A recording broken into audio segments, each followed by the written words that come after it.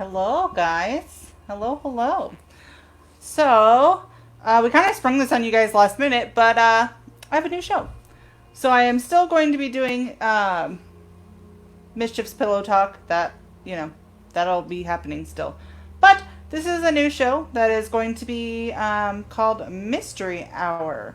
So, I guess you can kind of see by this photo if you don't know who this is. We will be doing missing persons cases, true crime cases, that kind of thing. So if you like true crime, share me out, invite your friends. Yes, that is Kyron. Heather, good job. Yeah, it's going great, guys.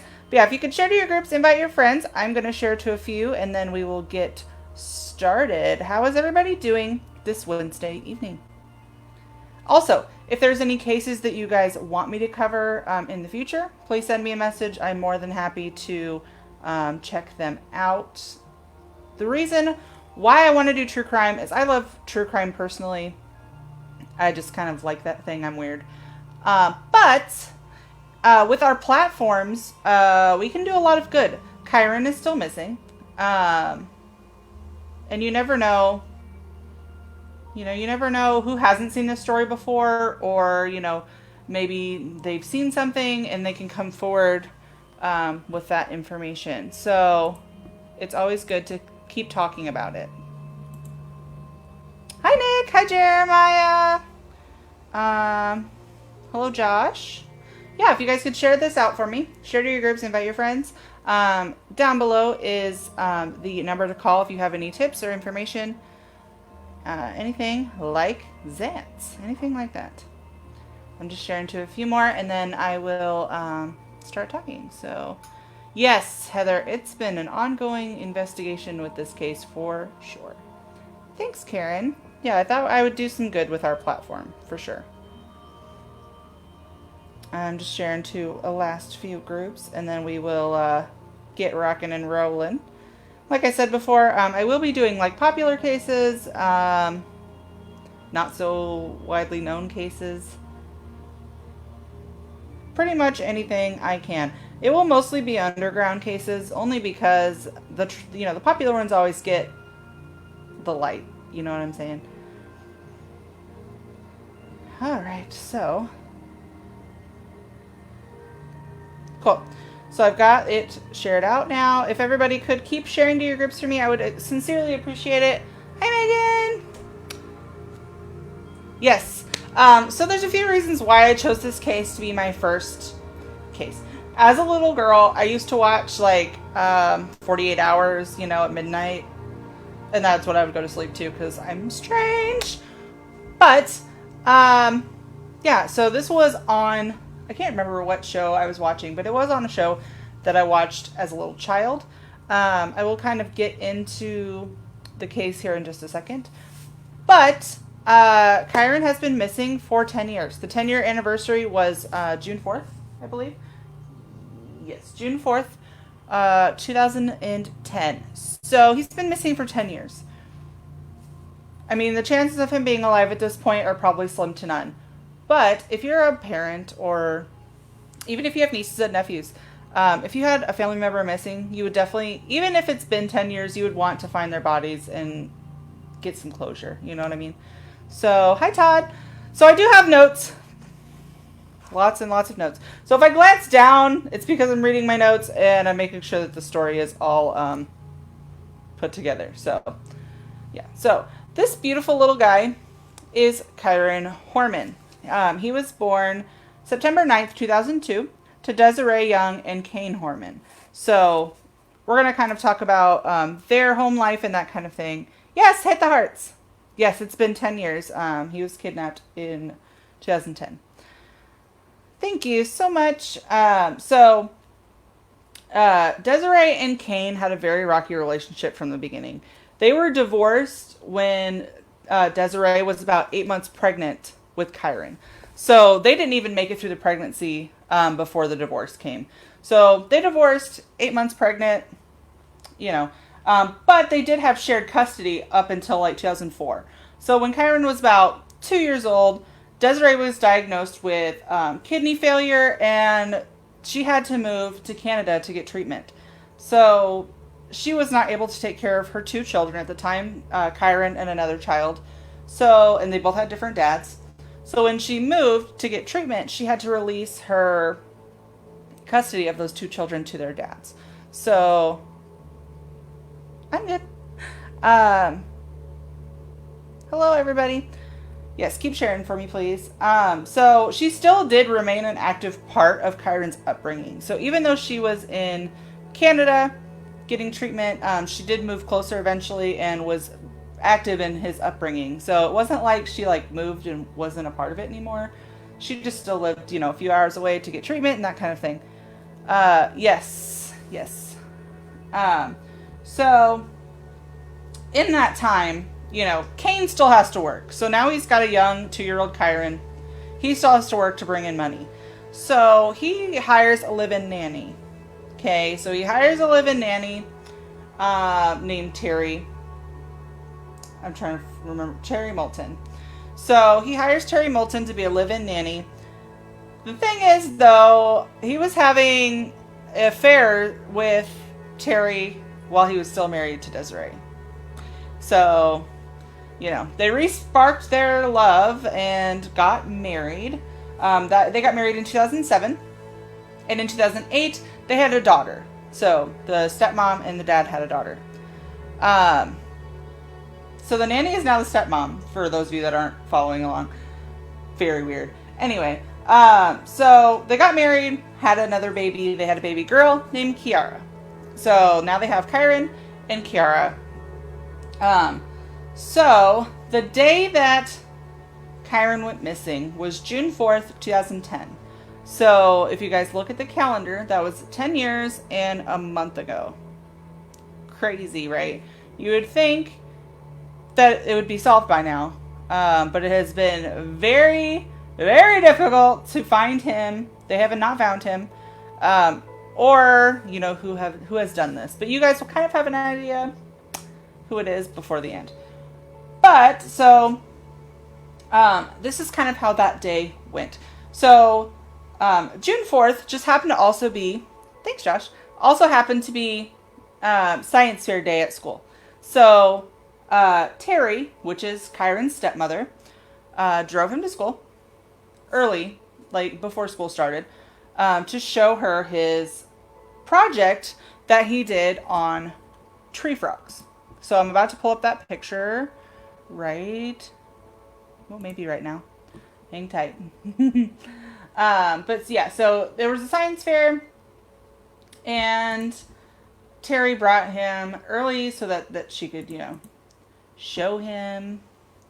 I'm about to pull it up now. There we go. So this picture has become well known for this case because this is the last picture of Kyron alive. So Terry took this picture of Kyron in front of his science fair project.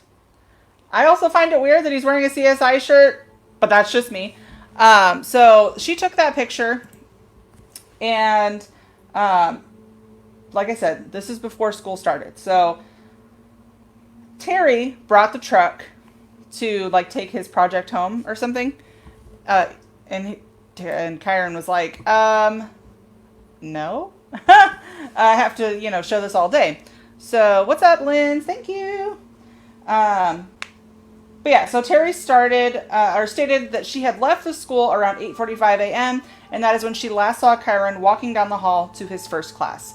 Now, I do have to follow that up by saying there are other people, eyewitnesses, that say that they saw Terry taking Kyron out of the side door of the school. So, she brought him to school, took a picture of him in front of a science fair experiment, and then left him through a side door. Terry's story is a little bit different. She claims that, she dropped him off at school at 8:45, watched him walk to his first class, which was supposed to be a math class, and then she left, which is obviously not the case. So Terry's statement to police indicated that she left at 8:45. She ran errands to 2 different Fred Meyer grocery stores around the town, and then from 10 to 11:39, she claims that she drove around aimlessly to soothe her daughter's earache. So, and then after that, she went to a local gym from 12:50 to 1:21. And then she said she arrived home, posted that picture of Kyron on Facebook from the science fair, and then waited for the bus to drop him off. And the bus was supposed to be there at 3:30. So at 3:30, Terry and Kane walked with Kiara to the bus stop to meet Kyron. They waited there about 15 minutes, and the bus driver drove up and said, Kyron didn't board the school bus. You should probably call the superintendent to see what's going on. I don't know why a bus driver would be like, I don't know, or why he even would stop there if he didn't have Kyron with him. But so they call the school, and they were told by the secretary of the school that as far as anybody knew, that Kyron had been absent that day. That the last time that anyone had seen him was at the science fair before school started. So at that point, the secretary realizes that Kyron is missing, and the secretary calls 911. Not Terry. The secretary calls 911. For some reason, I feel like that's a huge problem. That Terry didn't call, but the secretary had to call. Right? You guys can comment as I go along if you have any questions. Somebody's asking why I'm talking about Kyron. This is my new show, Mystery Hour with Mischief. This is going to be once a week. I'm going to talk about missing person cases, serial killers, murders, true crime in general. So this is just my first case that I'm talking about because the 10-year anniversary just passed. So we are now I'm going to show you guys the press conference 3 days after Kyron went missing. I want you to look at Terry's face because Terry is crying, but there's no tears. Okay? Just watch. Tony, can you come on down? Thank you. Hello, my name is Tony Young, and I'm Kyron's stepfather. The family's asked me to speak on their behalf today. I would just like to say, Kyron, we miss you, we love you, and we need you home right now. We're doing everything we can to work with law enforcement and the search and the rescue crews to make sure that you can get back to us as soon as possible. We want to say how much we appreciate the outpouring of love and support, prayer and thoughts as we wait for you.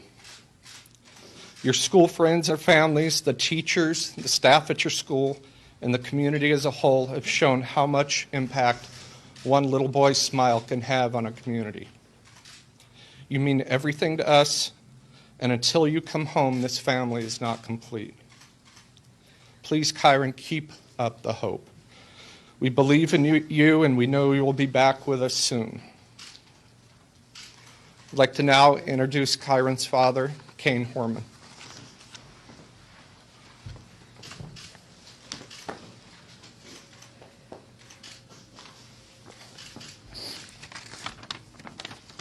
Hi, I'm Kane. I'm Kyron's father. We want to thank the community, the parents, the children, bus drivers, and all of those who are being interviewed multiple times to help find Kyron.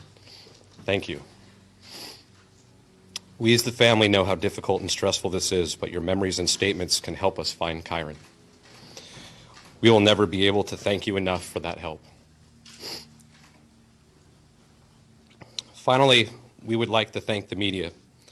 If it was not for you showing Kyron on every newscast, printing his story in the papers, his face would not be known to everyone. People from around the nation have seen his picture. This helps tremendously. Please help us bring Kyron home. So, Terry is the redhead. Okay, she was crying, but she wasn't crying. She just was like, no tears and nothing. Exactly, yeah. Terry's really fishy in this case. I don't want to sway y'all one way or the other, but it's kind of obvious to me. So, after that statement was made, the search began. So, they originally extensively searched like within 2 miles of Skyline Elementary, which is where Kyron went to school. So they checked, they combed through, they had over 300 trained professionals help comb that area and another area like 6 miles away, which they never explained why they picked the specific location they did, but you know, that's what they did. On Savi Island. So I don't know why they chose that place, and they don't really disclose that, but you know, that's how it works. And so on June 12th, 300 trained rescuers searched in the woods near Skyline Elementary and Savi Island, and the search spanned over 10 days. Obviously, they haven't found him. It's been 10 years, and they have not found him. So in late June 2010, so the same month, at the end of the month, Kane was told by investigators that Terry offered the landscaper, quote unquote, a lot of money to kill him. She offered the landscaper a lot of money to kill him. She was not charged with that crime because they told the landscaper, they're like, you know, they kind of used his life against him. He was here illegally. So they basically were like, you're going to stand trial and you're going to confess this in front of a courtroom or we're deporting you. So he ended up not going through with it. So unfortunately, Terry was not convicted of attempted murder for the attempted murder of Kane, or soliciting a murder. Which is shitty because, you know, she'd be behind bars still. So she kind of got lucky there. So after that all happened, hold on one second, just pulling up a different note.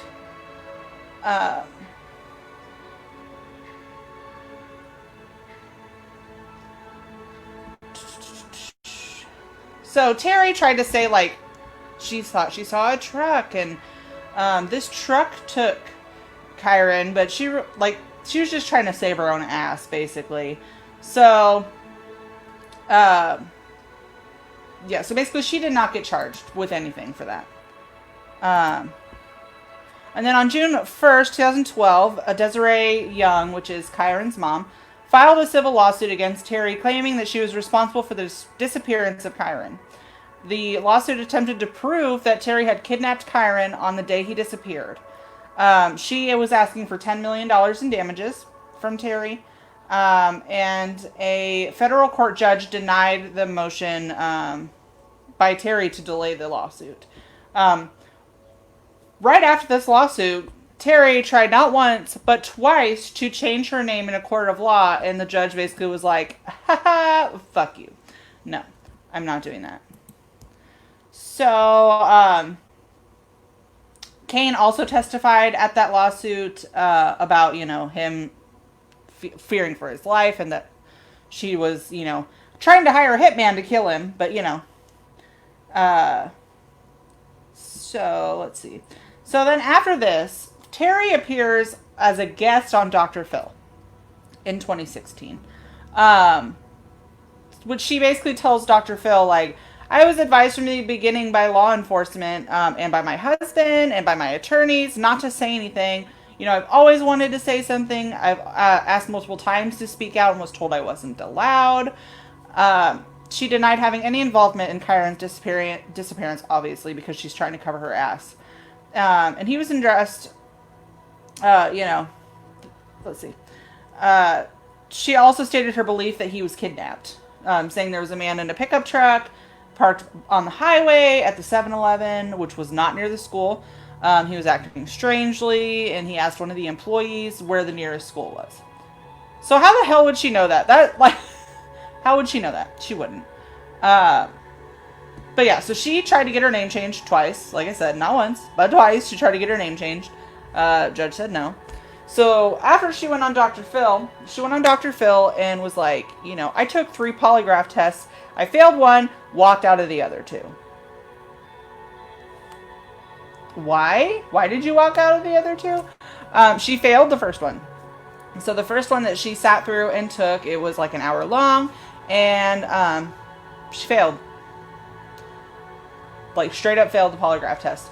Again, I'm really not sure how she's walking as a free woman right now. I really am not sure, like, who in their right mind would be letting her walk around free right now. But we're going to watch a little bit of her Dr. Phil interview.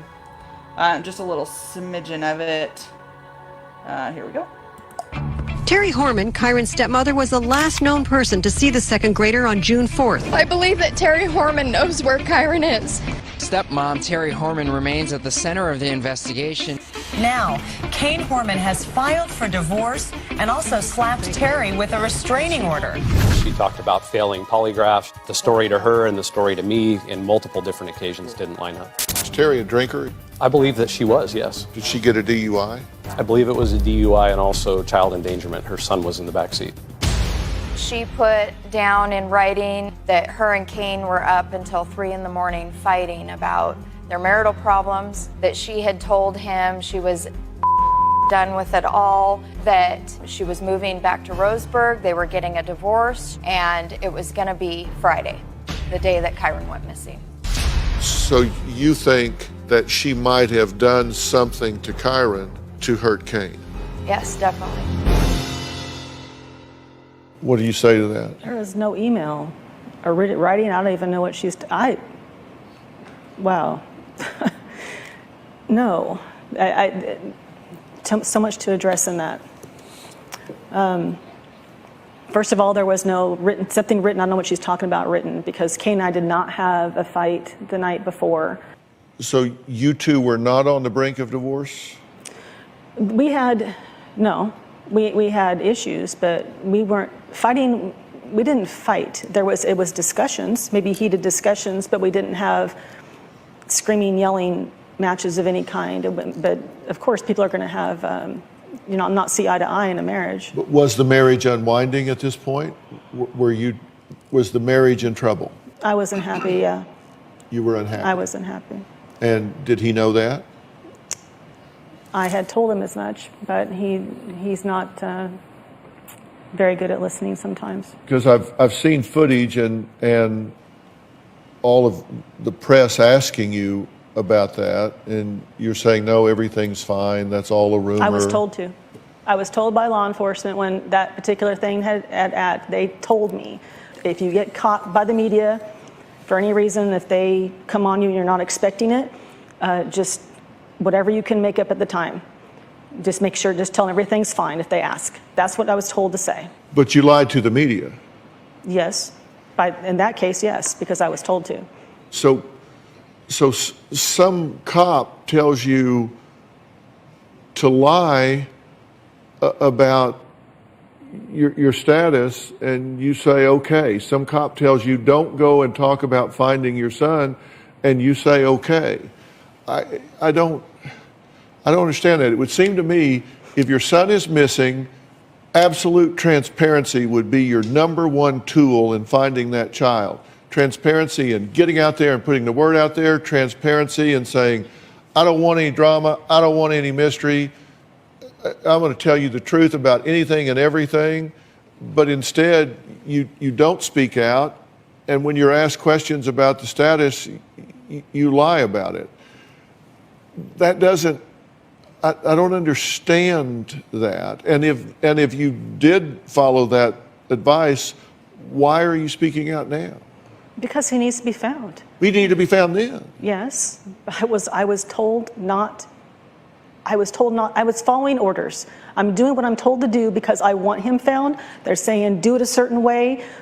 And I did everything I was ever asked to do. I spoke openly for hours on end with investigators, open book, told them every horrible little dirty secret I ever had in my life, anything that was going to help to find him, anything. I didn't care.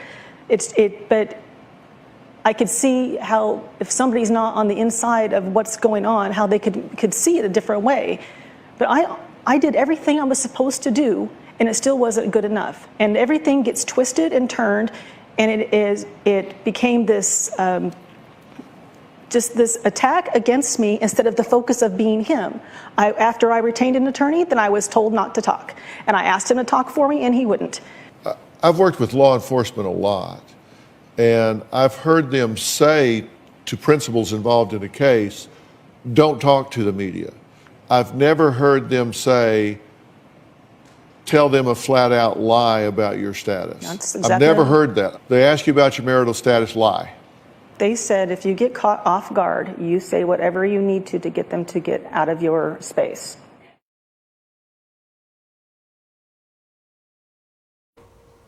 As y'all can see by my face, she a lying liar pants. Yeah. As you could tell, if any of you know basic psychology, she would not look Dr. Phil in the eye. She kept looking, at him, but like past him, if that makes sense. She was really deflective, no emotions, nothing. So get this, she got denied her name change twice. So then she moves from Portland, Oregon. Now she lives in California, secluded away from like general population because people won't leave her alone. She's, being harassed, whatever. Yeah, there's like no doubt in my mind when I first, had started seeing this back 10 years ago. I was also young myself. So I was kind of like, a parent can't kill their child, whether that be a stepchild or a regular child. But over the years, she has very much just done like some weird off the wall things that you wouldn't do if you really had nothing to do with it. You know what I mean? Like, she's never cried in an interview. Never. His mom, still to this day, Kyron's biological mom, every interview she does, she cries. She starts talking about him and how beautiful he was and how he just was as a child, and she just breaks down. This poor mom feels like she failed her child by, she got sick and she had to give custody over to Kane, and she wasn't there all the time. She was there as much as she could be, but she really has been like tearing herself down over this, and all of this mom wants is closure. Kyron would be 18 today. Kyron would be driving.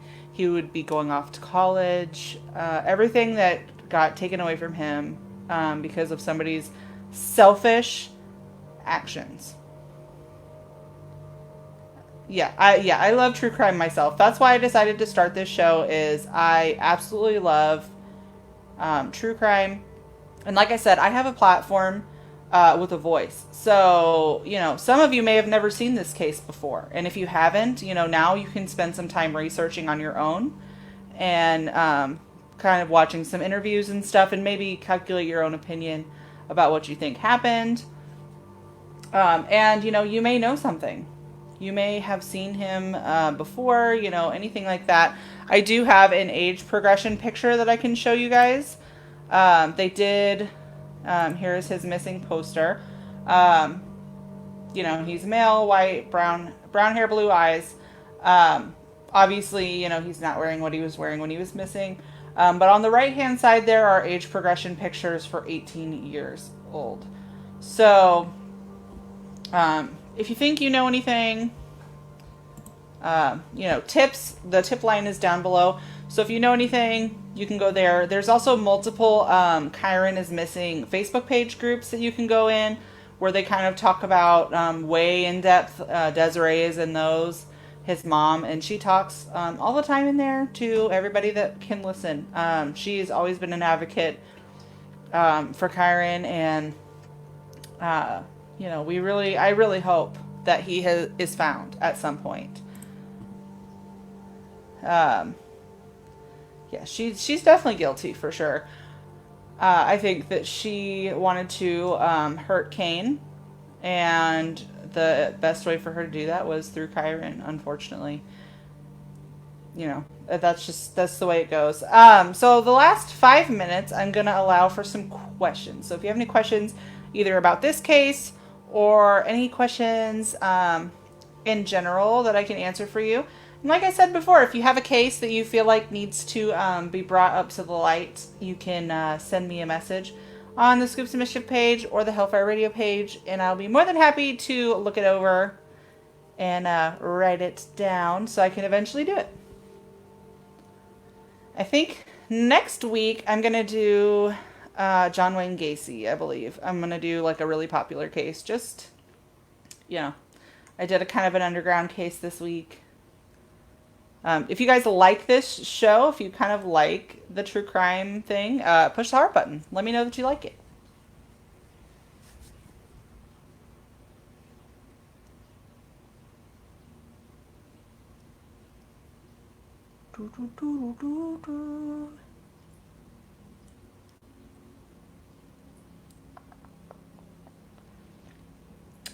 Yeah, any questions, guys?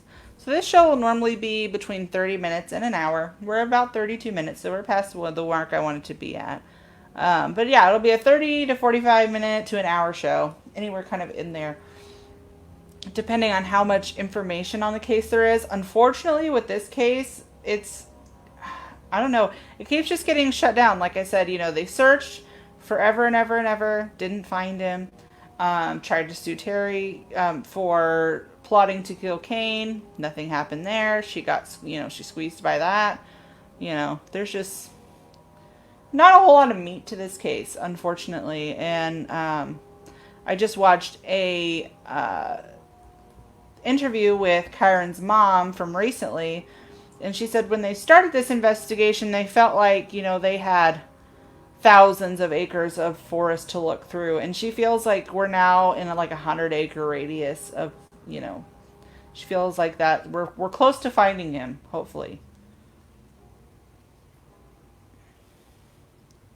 Guys have just a couple of minutes and then I'm going to hop off here. But, thank you guys so much for supporting everything that we do and for tuning in and giving this show a chance. I will be right back live right after this. I'm doing Pillow Talk tonight. And then going forward, only one of those shows will be live on Wednesday nights. The other will be pre-recorded and posted on Saturday evenings. So you guys can put in the comments if you would prefer me to do Pillow Talk live or prefer me to do Mystery Hour live. And, whichever one you guys don't pick will be broadcasted pre-recorded on Saturday at midnight.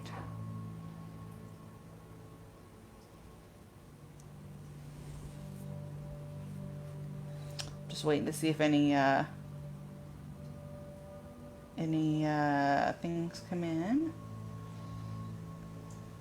Any questions? I'm going to see if my phone's just being dumb and not showing me any questions. Yes, it is very, very sad. We really hope that he's found quickly. This mom deserves the right to take him home.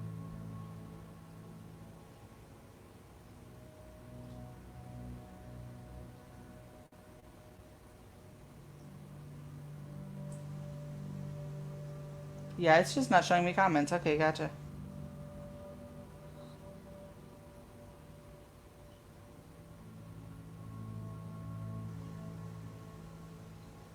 Yeah, send that to me in a message, Tanner. I'd love to check that out for sure.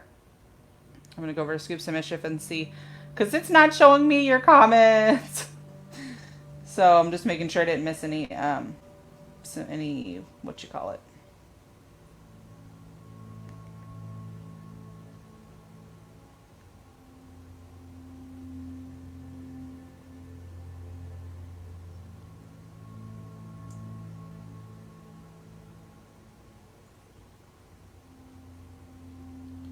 Thank you, Robert.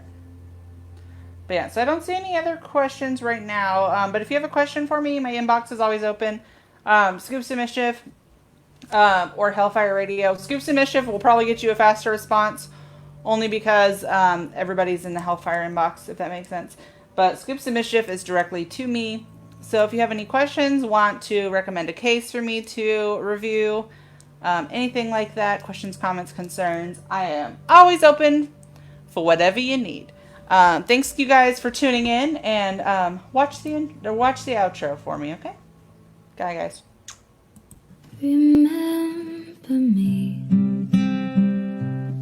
though I have to say goodbye. Remember me,